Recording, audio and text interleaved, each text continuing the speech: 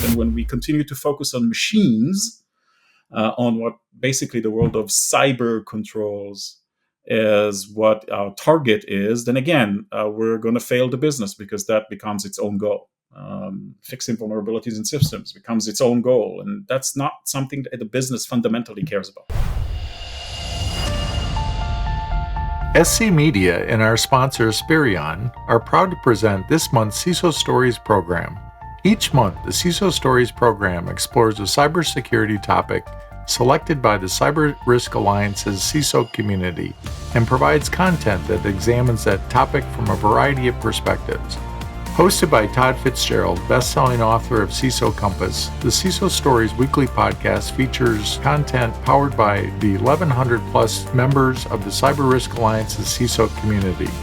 Listen to previous CISO Stories podcast episodes at CISOstoriespodcast.com. Cybersecurity Collaborative is a unique membership community enabling cybersecurity leaders to work together in a trusted environment. To learn more, visit CISOstoriespodcast.com/CSC.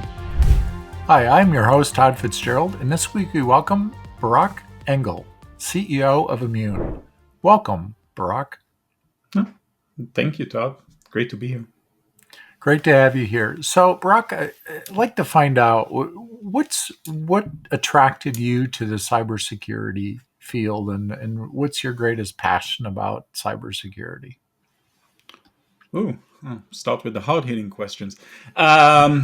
Let's see. There's an old guard in this space, I think, where you start because you're curious and you take things apart to see how they're made, then you put them back together, sometimes in unintended ways. And I was one of those kids back in the day. Dang, we're talking many, many decades ago, and I was in a different country too.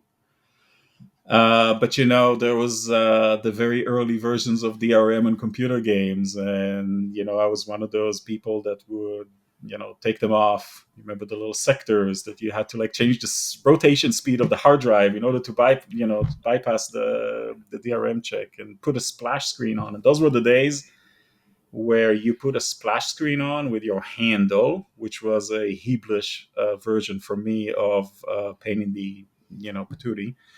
And you actually put your home phone number on it so that other hackers would contact you. I mean, that's how early we're talking about. Made some great friends that way. So yeah, I guess that's how I started. Oh, great. So today we're talking about why CISOs fail, or maybe we're nuts. I think is the other title that I think we had for this presentation. So tell us a little bit about that. Why do CISOs fail today?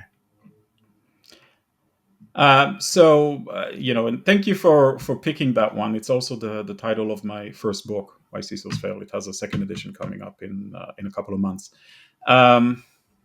We treat the discipline as something that is a technology discipline, and it's not. And that is first and foremost a big reason, right? I mean, we're not, security is effectively, and it should be treated that way, as a service discipline. We're not there to justify our own existence. Security, generally, in most organizations, of course, there's exceptions. The NSA, for example, being having security in the acronym is different, but for most private organizations, even those that sell security products, security is not a purpose. It's not something that the company does because it is part of its core competence, and it never will be, regardless of how much we try to scream it off the rooftops. We're there to support the business and enable it to achieve its goals, which are, if it's a for-profit organization, make money. So I'm going to focus on that right now. And if we refuse to understand that, if we try to claim all sorts of fancy roles like the protectors of the business, the guardians of the business, all of that is basically going to lead us down the wrong path. And when we continue to focus on machines, on what basically the world of cyber controls as what our target is, then again, we're going to fail the business because that becomes its own goal. Fixing vulnerabilities in systems becomes its own goal, and that's not something that the business fundamentally cares about. The business cares about, can we sell more product if it's a for-profit business? Again, can we penetrate more markets? Can we do it faster? Can we do it better than our competitors? These are not cyber questions. And so we have to kind of shift thinking in order to stop failing, right? This is not a technology discipline. It's very much focused on being a service discipline, and it's also people or behavioral oriented. At the end of the day, there's nothing you can possibly do, even if you are super focused on cyber, to protect yourself against people. So why not focus on their behaviors first? So, so I've given a bunch of presentations around, should you be a techie or should you be a CISO? And, one of the things that I find is that, many CISOs grew up in a technical space. And so now we're saying, well, it's not about the technology, it's about the business. But they didn't grow up in that space, and so how do you change that mindset then, and change what you're actually doing day to day into something different to actually be able to support the business? Got data? Know where it is? At Spirion, they're dedicated to helping organizations find and protect their most sensitive information. A single mission: deliver unmatched 98.5% accuracy in discovering personal, sensitive, and regulated data, no matter where it lives, with actionable insights to protect what matters most. That's why Spirion is step one. Visit CISOstoriespodcast.com/Spirion to learn more. Well, the answers are there. We've gone through this before. So if you remember the rise of the CIO, right? That was not a position 50 years ago, right? It emerged as companies started to use information systems. And the first CIOs were people who got the title because nobody really understood what technology meant, except that the business was starting to rely on it a lot, right? These are people that came from a background of being system administrators, right? Same sort of background that CISOs today may have, depending on where they grew. And for the first, decade or so after the role was being established, we're kind of facing the same problem, the same gaps in communication between CIOs and the board, the same, we can't talk to the CEO because he's not listening to us. All of the complaints. We've been in this story before. We've been in this movie. And what happened is eventually companies, decided, if you will, or realized, look, this is not working out for us. So let's teach these folks and the people who are willing to listen and learned how to grow, how to understand what the business actually needs and how it operates, and then shifted their view of their own role as a support into a supporting sort of recast it as a supporting role, an enabler for the business, became really, really good at their job as CIO. So at the end of the day, that has to happen for the CISO too. That really is. It's nothing new. There's nothing special about this. But you got to get your nose out of the techie discipline. And yes, of course, CISOs grow up in a technology discipline, right? I mean, just it makes perfect sense. And by the way, there's a history to this. If you look at CISOs, not that there were many of them in the aughts, right, and maybe the early tens, they tended to have grown up through networking, right? That was the big place where security technology was being deployed. SIEMs, firewalls, all of that stuff, network alerts. In today's world, most of them grow in the AppSec world. So everything they think about is software and software vulnerabilities. Many of them don't even know what a network looks like, right? Because guess what? They got this fancy title and they grew in a cloud native company, and that's all they know, right? That's all they know about what security means. So it's up to us as CISOs to understand that we're extremely immature and decide we want to learn. And it's up to our organizations to agree and say, okay, let's help you learn. Let's send you to MBA classes. Let's help you up your game. Yeah. I think that understanding that evolution is so important, and what the history of that is. And I documented the 5 phases of the CISO evolution. I've actually added a sixth phase to that now, but I documented that in the CISO Compass book because I think it's very important that people understand what that history is. Now you have said that that cybersecurity is both overcooked and underdeveloped simultaneously. How do you explain this paradox, and how does it manifest itself in the cybersecurity landscape? Boy, so it's tied to this is the same theme, right? It's the great theme for this conversation, I think. At the end of the day, if all you're focusing on is your cyber matrix, your whatever control environment, however you want to call it, and you're good at that stuff, right? That's where you pride yourselves. That's how you grew up to be a CISO. That's why somebody fancy gave you that fancy title. You're gonna overdo it, right? You're gonna, buy a million tools, right? I mean, you're gonna and then not use them, by the way. Because operations is always a bigger problem than the control matrix itself, even if you just focus on the technology discipline. But you're going to constantly focus on this stuff, and what's going to happen is you're going to piss all of your colleagues off. If you pardon my French again, right? Because you're constantly going to harass them. You constantly go after the things that perhaps the business doesn't care about. And what will actually happen in real world is that you will have the illusion of doing a lot, the fear of not doing enough, and the reality that everybody's going to run around you, do the things they want to do and accomplish for the business, right? Your business owners are going to pretend that they're listening to you, but not really do anything. And, these frustrations showing all the time. I think the greatest manifestation of this is the revolving door in the CISO business, right? I think the average time span or lifespan of a CISO in the industry is still about 22 months, something like that. That's the most recent statistic that I've seen.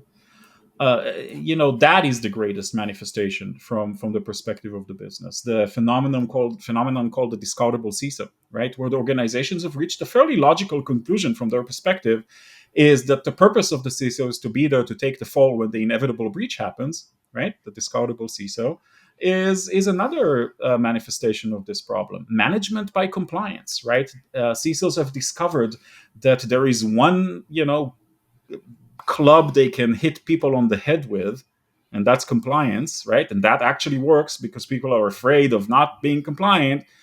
But then what happens is that you replaced security management with management to some compliance standard. And that's, of course, that is underdeveloped in terms of what the organization actually needs and its priorities.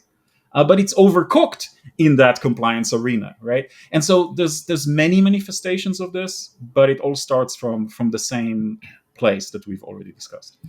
So what should the CISO do so that, let's say that I gave you this task tomorrow, that I said, Barak, I'm tired of this 22-month or whatever the number is for the revolving door.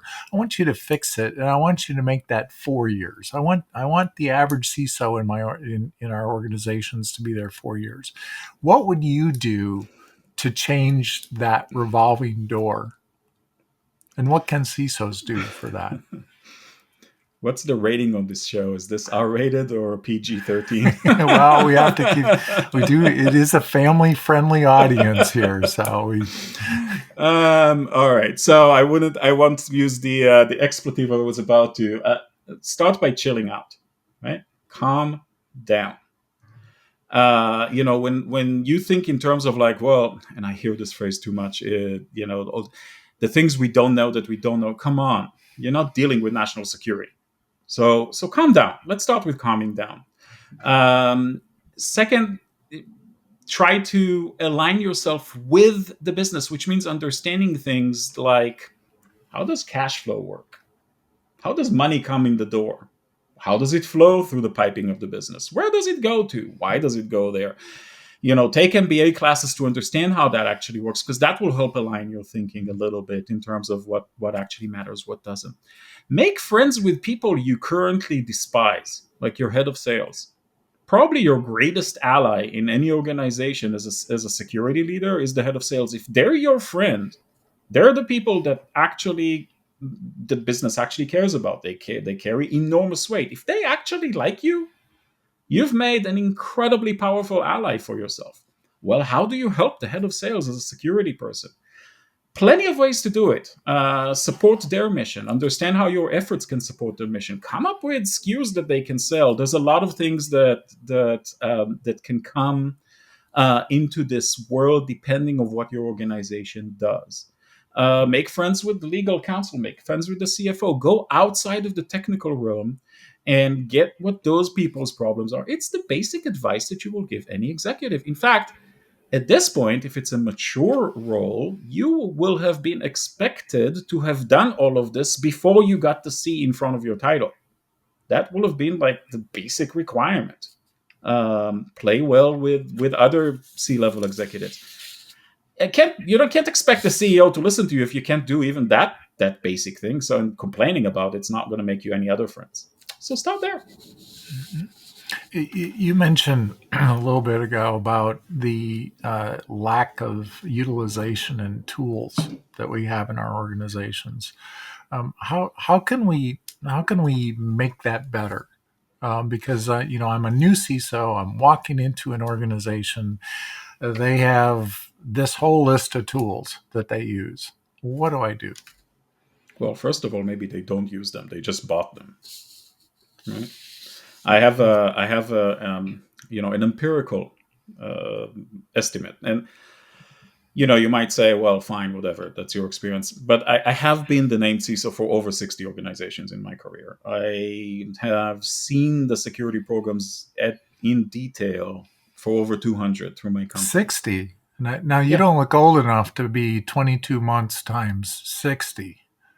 Because I don't So do that it would be serially, I do it 120 some concurrently. years. Oh, you're doing it concurrently. Okay. Yeah, my actual personal record, which I never cared to break, was 6 at one time. And so that's where I come from. Still an empirical statement, but I think the average utilization ratio of security tools in the industry, across the industry, and this is really is like that, right? It's finger in the wind, is about 5%.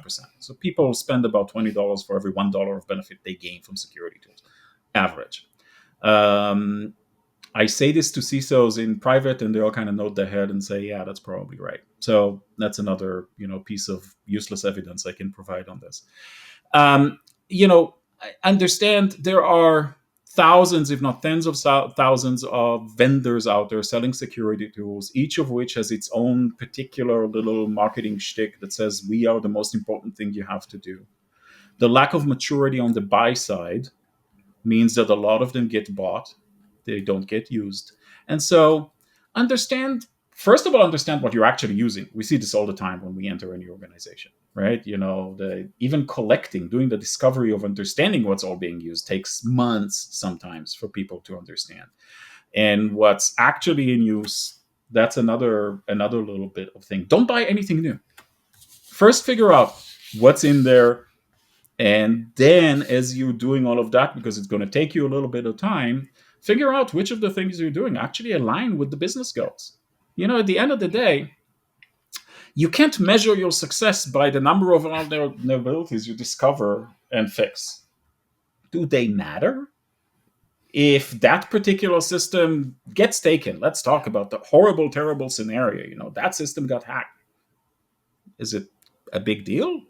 Or is it something you're willing to accept? We all talk about risk management, big words. We don't do it. We have somehow decided collectively in this industry, which I think is the definition of insanity, that the only acceptable outcome for a security leader is zero damage from data leaks or what have you. Zero. Prevention, 100% prevention is the only desirable and acceptable outcome. That's insane. That's just that no part of the business runs this way. If you look at retail, there's the concept of shrinkage in stores, right? They actually set a threshold. I think last year it was 1.62% on average in the United States for retail operations. 1.62% of store inventory essentially gets lost due to fraud, due to whatever, internal, external, people stealing things. Why are we not doing the same thing in security? That will align our thinking around risk management. Let's talk about acceptable level of loss in the digital realm. So what positive steps should we be taking for all these things? We're not utilizing our tools. We're not doing good risk management. What are these steps that CISOs should be taking so that we're avoiding some of these pitfalls? Instead of figuring out that we're the ones who are the guardians of the realm, go talk to your colleagues and understand what their own personal pain points are. A CFO will tell you what really worries them. Find something for that. Make it visible for them. Give them the win. Legal will tell you, oh my gosh, I don't know, just as an example, my documents that get shared all over the place by people and I don't have good control over that. All right. I can find you a spot solution for that that's really, really cheap and make you happy and solve your pain point. Make allies. That's positive. Not walking in and saying, oh my God, our change control system sucks so much and we use outdated software and we now have to disrupt everybody's operations and all the engineers have to dedicate 40% of their time to fixing vulnerabilities. Come on. Do you not understand how that already places you on that path to the inevitable 22 months exit? Is this not clear just from the way that's being presented? Yeah, I think that's really good advice. Well, it's been a pleasure talking about these things, or talking about the side of where things go wrong. I guess is one way we could phrase this. What final advice would you give to current CISOs, new CISOs, emerging CISOs, experienced CISOs? As they're trying to navigate this cybersecurity landscape today. I'm going to give two of them. One of them is sort of like a easy or softer than the other, or less easy to implement. The easy to implement one, if you haven't taken one of those, go take a psychology class about people behaviors, behavioral psychology class. Just understand what motivates people and how to work with that. It will do wonders for your ability to do better in your own career. The softer one, which can be hard for a lot of people, but remember, when you walk into the room as the CISO, there is a set of expectations about how you are going to behave in that meeting. Most people are going to expect you to be, difficult to deal with, hardcore, strict, annoying, right? I mean, there's all these things that difficult to work with, right? All of these things that people expect you to be. So walk into a meeting, shut up, or crack some jokes. Be self-effacing. You will break the ice so much more easily that way. I call myself the pretty little princess of security, right? I mean, that's a title my own staff gave me in my own company. And I'm so proud of it. I adopted it immediately. But just think about it. If I walk into a meeting as the company's new CISO, right? I do this several times a year because I'm the one who originated the virtual CISO concept. So I do usually I'm usually a CISO for several companies at the same time. And you say that in the first meeting, in the first 2 minutes of a meeting. What do you think happens? How do you think folks are going to react to you after that? Is it going to be better or worse than coming in and being this guy? It's crack a joke. I think that's great advice. And I've said this before on some of the podcasts that half of my bookshelf over here is leadership books. Things about Myers-Briggs. I think I have close to 30 Myers-Briggs books, disc profile books, Enneagram books, all that stuff, because not just for security, I just find in life, I find it's fascinating to understand these gifts that we all have, and how we're all different. And I think if we incorporate that into our work life, it can make us so much more effective. So you're singing to the choir here on that one. Well, go ahead. Do you know your Enneagram type? I'm such a stereotypical type 2 that it's not even funny. Yeah. Yeah, no, I'm an Enneagram type 6, and I am a loyalist. And I know, I match up with my Myers-Briggs profiles and all that kind of stuff. So I find it's fascinating. Anybody that hasn't checked out like the Enneagram, there's 9 different numbers that you get.